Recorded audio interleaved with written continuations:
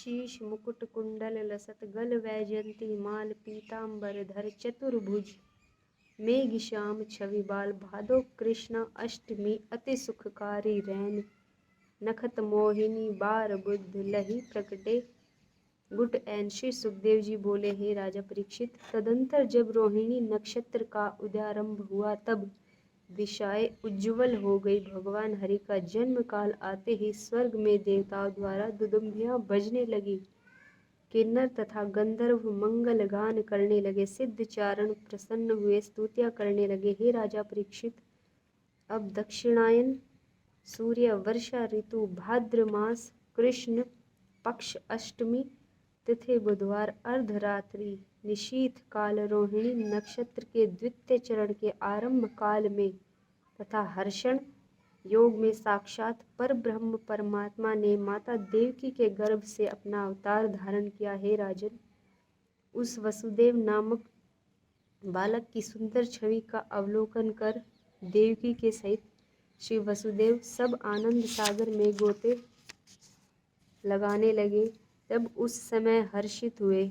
उन्होंने वहां ब्राह्मणों के लिए मन से ही 10,000 गायों का दान का संकल्प लिया, क्योंकि बंदी गृह कारागार में हमें प्रत्यक्ष दान हो ही नहीं सकता था। इसके अनंतर श्री वासुदेव जी अपना मस्तक झुकाकर एवं हाथ जोड़कर परम पुरुष भगवान विष्णु की स्तुति गान करने लगे।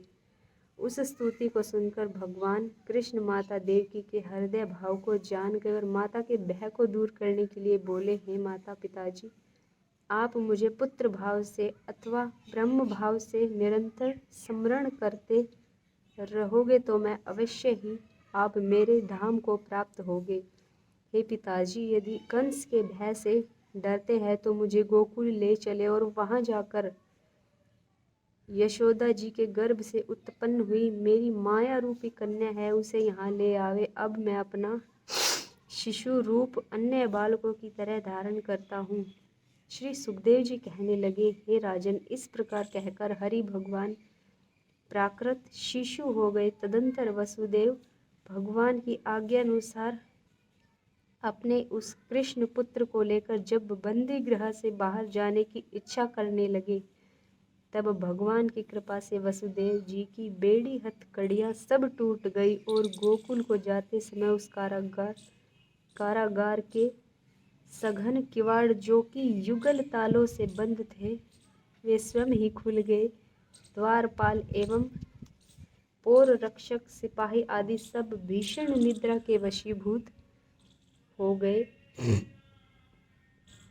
होकर ज्योति के जो पृथ्वी पर लेट गए। हे राजन, बालक कृष्ण को जब वसुदेव जी बंदी गृह से बाहर ले जा रहे थे, तब बंदी गृह के द्वार पुनः पूर्ववत बंद हो गए। तब कृष्ण पक्ष की अर्धरात्रि में मंद गर्जना करते हुए बादल बरसने लगे। वसुदेव जी बाल कृष्ण को सिर पर लेकर यमुना नदी में घुस गए, क्योंकि ब्रज गोकुल यमुना के उस पार थी।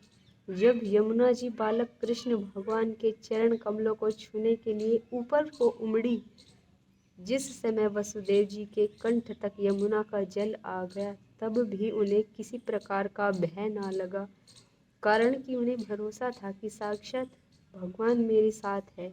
शेष नाग जल से निकलकर अपने फणों के ऊपर मेघ से बरसती हुई बूंदों को रोकते हुए भगवान कृष्ण की रक्षा करने लगे। तदंतर वसुदेव जी नंद जी के ब्रज गोकुल में पहुँचे और यशोदा जी के घर में गए।